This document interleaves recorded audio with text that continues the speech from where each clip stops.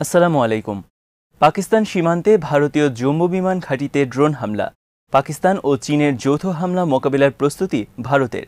রাশিয়ার গোয়েন্দা প্রধান অভিযোগ করেছেন যুক্তরাষ্ট্র ন্যাটো স্টাইলে এশিয়া প্যাসিফিক অঞ্চলে সামরিক জোট গঠনের দিকে এগিয়ে যাচ্ছে। বিডিভিউজ ইনফোটেইনমেন্টে স্বাগত জানাচ্ছি আমি তাসনিম হোসাইন। আজ জানাবো প্রতিরক্ষা সংক্রান্ত গুরুত্বপূর্ণ কিছু খবর।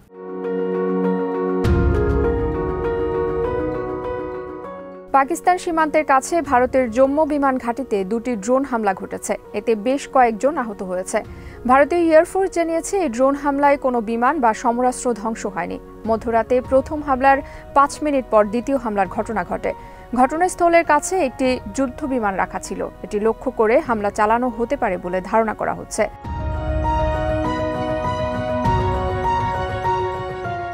বিবৃতিতে ভারতীয় বিমান বাহিনী জানিয়েছে হামলায় দুটি কোয়াড ড্রোন অংশ নেয়। হামলায় স্বল্প ক্ষমতার ইম্প্রোভাইজড এক্সপ্লোসিভ ডিভাইস ব্যবহার করা হয়েছে। একটি ড্রোন হামলা করা হয়েছে ভবনের ছাদে এবং আরেকটি খোলা স্থানে। বিস্ফোরণে ভবনের ছাদ ক্ষতিগ্রস্ত হয়েছে বলে এনডিটিভির খবরে বলা হয়েছে। তবে এ নিয়ে ভারতের বিমান বাহিনী বিস্তারিত আর কিছু প্রকাশ করেনি। ভারতীয় কোনো বিমান ঘাঁটিতে এ ধরনের ড্রোন হামলার ঘটনা এটিই প্রথম।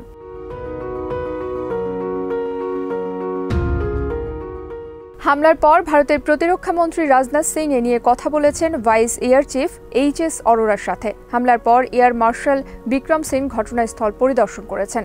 টাইমস অফ ইন্ডিয়ার খবরে বলা হয়েছে হামলার সময় ভারতের বিমান বাহিনী প্রধান রাকেশ কুমার সিং ভাদাউরিয়া বিদেশে অবস্থান করছিলেন এবং তিনি সার্বক্ষণিক পরিস্থিতির খবর রাখেন। ভারতের পক্ষ থেকে একে সন্ত্রাসী হামলা বলে আখ্যায়িত করা হয়েছে। ভারত এবং পাকিস্তান চলতি বছর লাইন অফ অ্যাকচুয়াল কন্ট্রোল সহ সীমান্তে গুলি বন্ধ করতে সম্মত হয়েছে।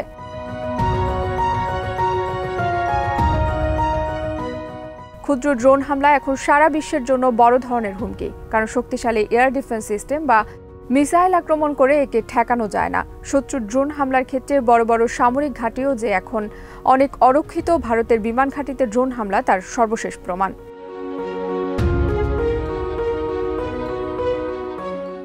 চীন ও ভারত উভয় দেশ হিমালয়ের সমর প্রস্তুতির পর এবার সমুদ্রে রণতরী মোতায়েন করেছে ভারত। ভারতের প্রতিরক্ষা মন্ত্রী রাজনাথ সিং 25 জুন জানিয়েছেন চীনের প্রতি স্পষ্ট বার্তা দেওয়ার লক্ষ্যেই এই রণতরী মোতায়েন করা হয়েছে।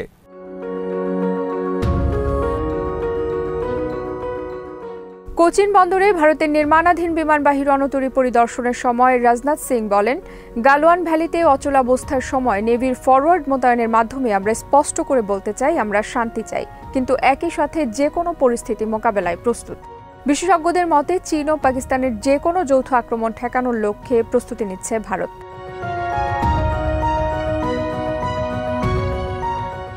সম্প্রতি ভারত ও চীন উভয় দেশ হিমালয় সীমান্তে সেনা ও ভারী অস্ত্র মোতায়েনের জন্য পরস্পরকে দোষারোপ করেছে। ভারতের পররাষ্ট্রমন্ত্রী জয়শঙ্কর কাতারে সম্প্রতি স্বীকার করেছেন তারা লাদাখের কাছে সেনা মোতায়েন অব্যাহত রেখেছে। চীনের পাল্টা পদক্ষেপ হিসেবে এটি তারা করছে বলে জানান। ভারতের নির্মাণাধীন প্রথম বিমানবাহী রণতরী আগামী বছর সার্ভিসে যুক্ত হওয়ার কথা রয়েছে। রাজনাথ সিং বলেন, এই রণতরী ভারতের নৌবাহিনীর শক্তি অনেক বাড়িয়ে দেবে।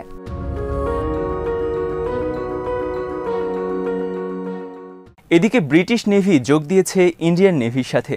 ভারত মহাসাগরে চীনা গোপন submarine, under water unmanned vessel শনাক্ত এবং হুমকি মোকাবেলায় ভারতকে সহায়তা করবে ব্রিটিশ নেভি। ভারত মহাসাগরে আগের তুলনায় অনেক বেশি বেড়েছে চীনের সাবমেরিনের আনাগোনা এবং রণতরীর আনাগোনা। এ প্রেক্ষিতে 2017 সালে ভারত তাদের রণতরী এবং সাবমেরিন হান্টার জেট মোতায়েন কৌশল পরিবর্তন করেছে।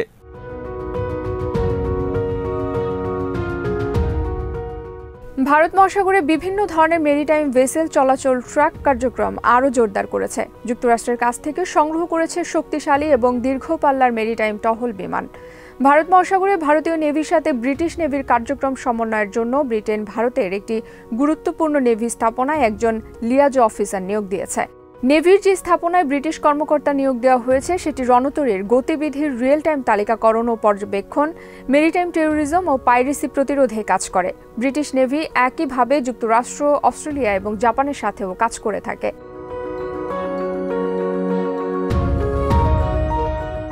বর্তমানে ভারত মহাসাগরের পথে রয়েছে ব্রিটিশ বিমানবাহী রণতরী এলিজাবেথ কুইনের নেতৃত্বে একটি career strike group.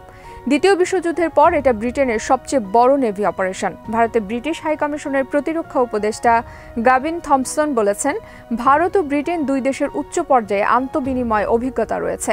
Career strike group queen Elizabeth যখন ভারতে আসবে তখন দুই দেশের এই আন্তঃবিনিময়ের সর্বোচ্চ প্রদর্শন হবে। ভারত মহাসাগরের নিরাপত্তা নিশ্চিত করতে এবং দুই দেশের মেরিটাইম পার্টনারশিপ আরও শক্তিশালী করার লক্ষ্যে লিয়াজো অফিসার নিয়োগ দেওয়া হয়েছে।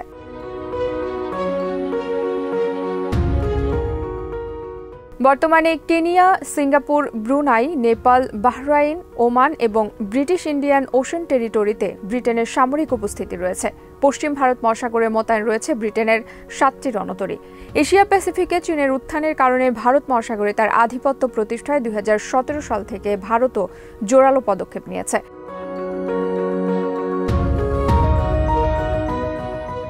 ভারতের নৌপ্রধান অ্যাডমিরাল করমবীর সিং চলতি বছরের শুরুতে বলেছেন, চীনা রণতরী এবং সাবমেরিন ছাড়াও বিভিন্ন ধরনের রিসার্চ ভেসেলের আনাগোনা ভারত মহাসাগরে নিয়মিত ধরা পড়ছে। এমনকি ভারতীয় অর্থনৈতিক জোনেও এগুলো প্রবেশ করছে।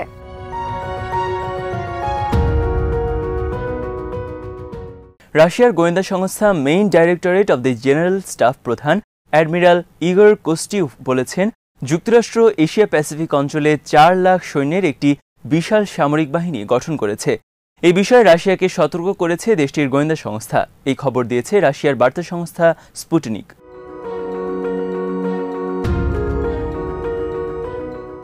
মস্কোয় একটি কনফারেন্সে ইগোর কস্টিউকভ অভিযোগ করেন, যুক্তরাষ্ট্র ডায়ালগের পরিবর্তে বল প্রয়োগের পথ বেছে নিচ্ছে।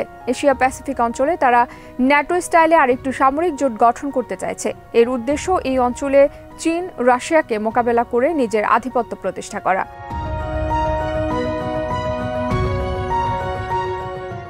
ইগোর কস্টিউকভ বলেন, বিশ্বের 45% বাণিজ্য পরিচালিত হয় এশিয়া প্যাসিফিক অঞ্চলে। বিশ্বের 60% জিডিপি বর্তমানে এই অঞ্চলে।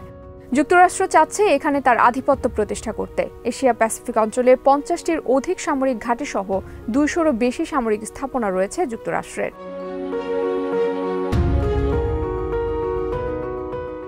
পেন্টাগনের পরিকল্পনা 2024 সালের মধ্যে এশিয়া প্যাসিফিকে টাস্ক ফোর্স গঠন করার। 2028 সালের মধ্যে পশ্চিম প্যাসিফিক অঞ্চলে 2টি হাইপারসনিক মিসাইল ব্রিগেড স্থাপন করা। এছাড়া গ্রাউন্ড এবং শিপ বেসড মিসাইল ডিফেন্স সিস্টেমও শক্তিশালী করবে 2030 সালের মধ্যে। 23 থেকে 40টি শিপ বেসড মিসাইল ইউনিট থাকবে এর মধ্যে। বৃদ্ধি করা হবে থার্ড এবং প্যাট্রিয়ট মিসাইল সিস্টেম ইউনিট।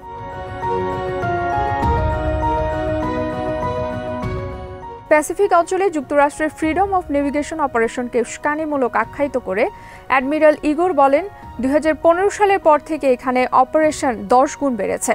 তিনি আরও বলেন, উত্তর কোরিয়া মনে করে পারমাণবিক বোমা তাদের একমাত্র নিরাপত্তা গ্যারান্টি। উত্তর কোরিয়ার পারমাণবিক কর্মসূচির প্রতি যুক্তরাষ্ট্রের ধ্বংসাত্মক নীতির কারণে দুই দেশের আলোচনা ব্যর্থ হয়েছে।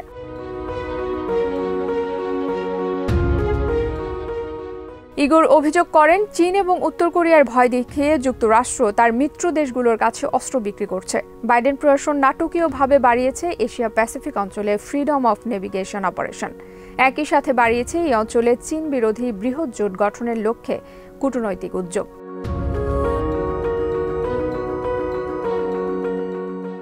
আজ এখানেই শেষ করছি। সমরাস্ত্র, প্রতিরক্ষা ও কূটনীতির নানা তথ্য জানতে চোখ রাখুন বিডিভিউজ ইনফোটেইনমেন্টে। চ্যানেলটি ভালো লাগলে সাবস্ক্রাইব করুন। সংযুক্ত থাকুন আমাদের ফেসবুক পেজে। আল্লাহ হাফেজ।